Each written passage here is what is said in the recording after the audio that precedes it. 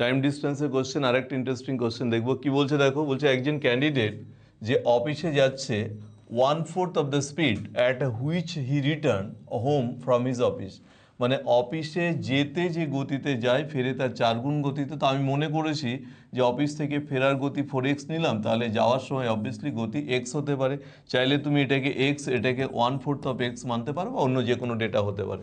Question কি করেছে, যদি তাদের অ্যাভারেজ স্পিড পুরো ট্রিপসে, রাউন্ড ট্রিপসে অ্যাভারেজ স্পিড যদি 15 হয়ে থাকে, তাহলে তার অফিসে যখন গেছিল সেই সময় তার স্পিড কি হবে, আনসার ডেটা দেওয়া আছে।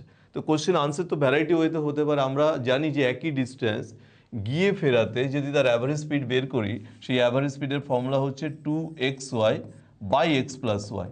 আমাদের ক্ষেত্রে আমি যাওয়ার সময় কি এক্স মেনেছি, তাহলে ফেরার সময় 4x হচ্ছে, এর 4/1 হচ্ছে, তাই আমি ডাইরেক্টলি 2x/4x বাই এদের যোগফল 5x, এটা সমান সমান 15 পুট করবো, এখান থেকে ডাইরেক্টলি এক্স বার করবো। একটা এক্স ক্যান্সেল হলো, তাই এক্সের যদি ভ্যালু বের করি, দেখো 75/8, এই হচ্ছে কোশ্চেনের উত্তর।